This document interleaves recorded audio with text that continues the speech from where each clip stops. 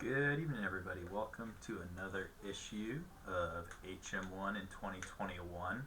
Today I'm going to go over my profile sheet and I'm going to show you how I got really close to making it with still having that promotable eval on my record, and like how to kind of play the test, because there's something interesting about the test that a lot of people don't understand, but I'll show that to you in a minute.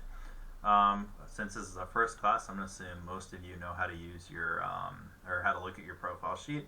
But again, I'm just going to kind of break it down dummy style in case there's any junior people that are curious what any of these blocks mean.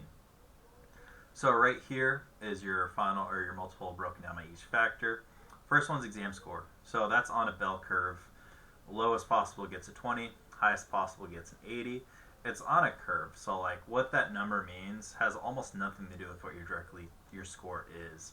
It's based off how you did compared to everybody else, which is where the percentile comes in. So don't put too much thought into that number because it's kind of arbitrary, changes each cycle. Completely depends on how you do in comparison to everyone else. Has nothing to do with your actual score. I mean, obviously, if you get them all right, you're going to be up there close to 80. But I don't think I've ever seen anyone get them all right. That'd be wild with how much material you have to study. Up here, eval PMA. If this wasn't an E6 eval or an E5 up for E6, this would be pretty cool having a 4.0. But with the new RISCA changes, a 4.0 is kind of on the low end. Not very good. But I see even with the 60, so there's a number RISCA math that I'm not going to go over. Look up the nav admin, maybe it'll change in time.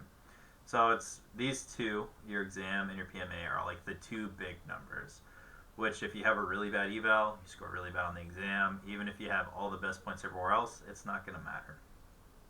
However, there are areas in the other score point areas where you can kind of nickel and dime the military to build your points up to either bridge having a really bad test score or bridge having a really bad eval like I do. Your service and pay grade, how long you've been in, you get that just for breathing. It is very low after they changed a few years ago, so I wouldn't even look at that. That's cool. For me, it's 0.1 of a point every 6 months.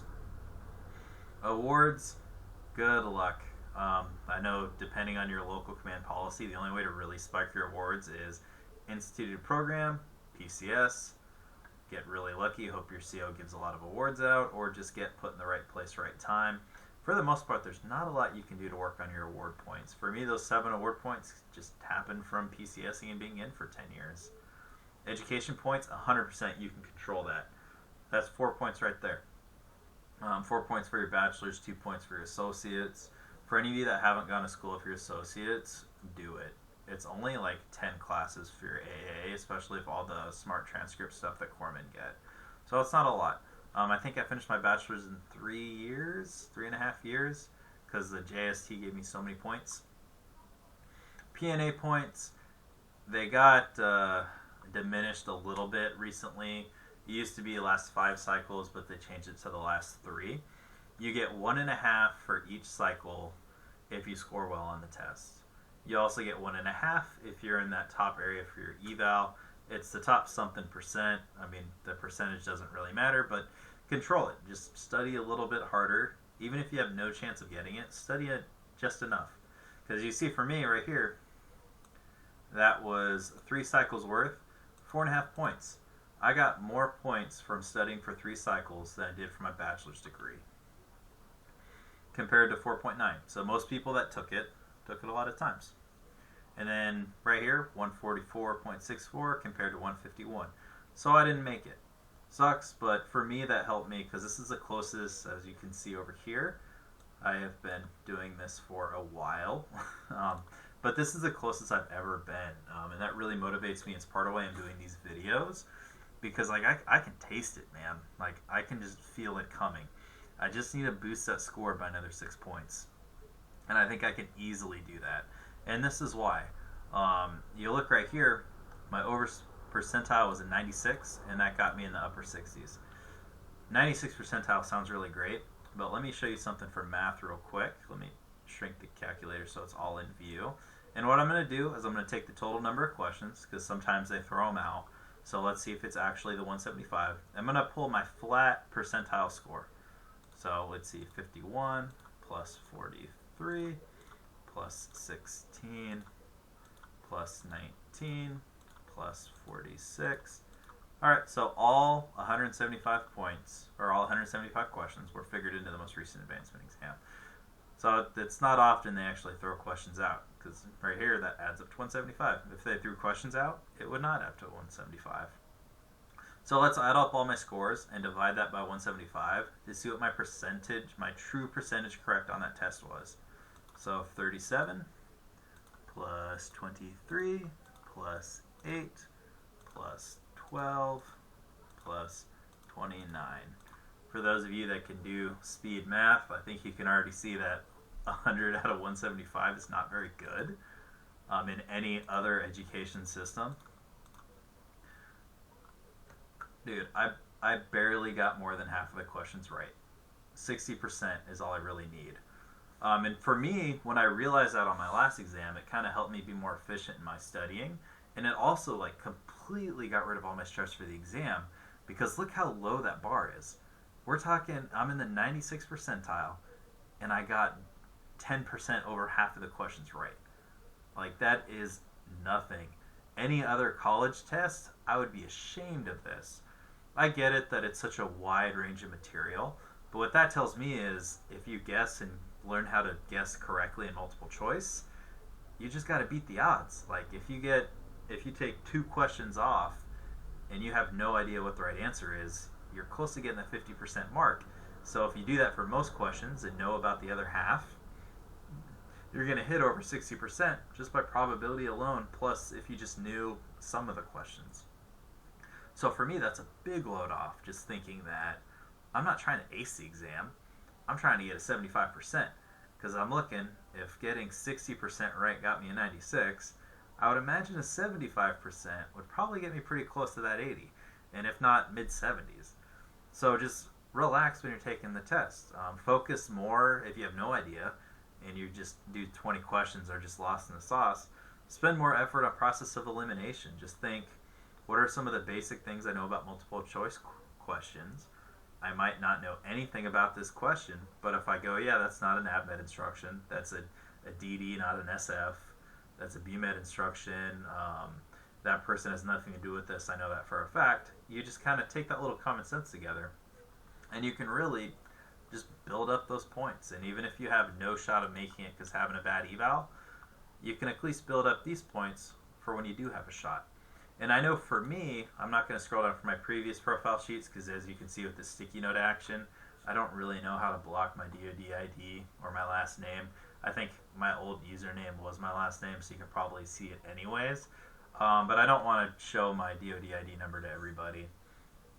And I'm still learning how to use this software.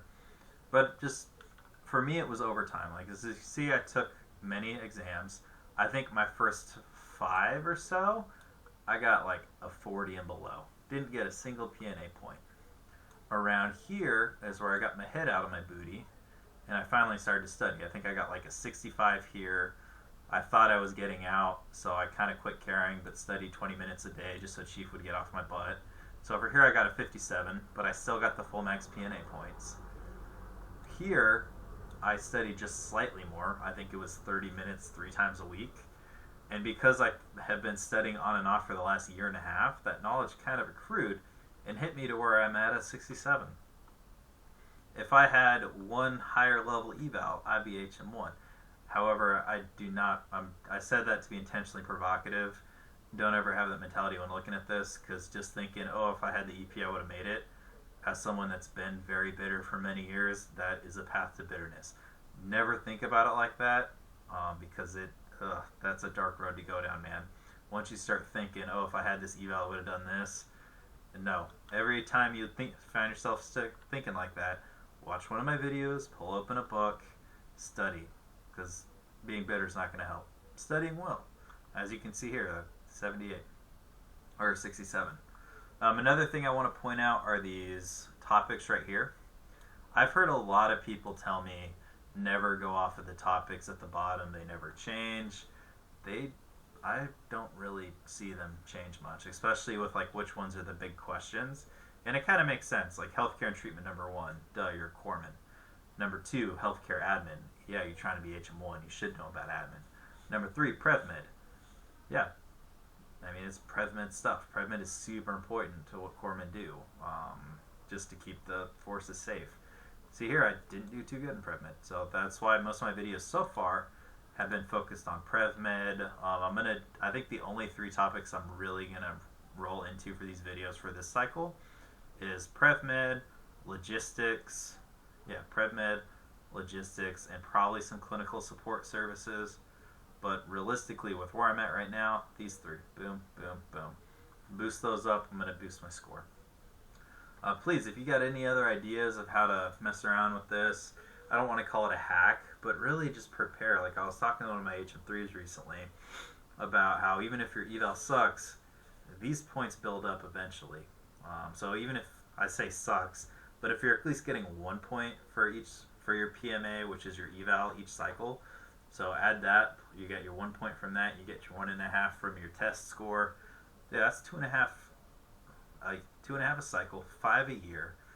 You're basically getting a comm and a NAM per year. Yeah, it goes away after 3 cycles, so if you really have no shot, just study a little bit. Just build up that knowledge.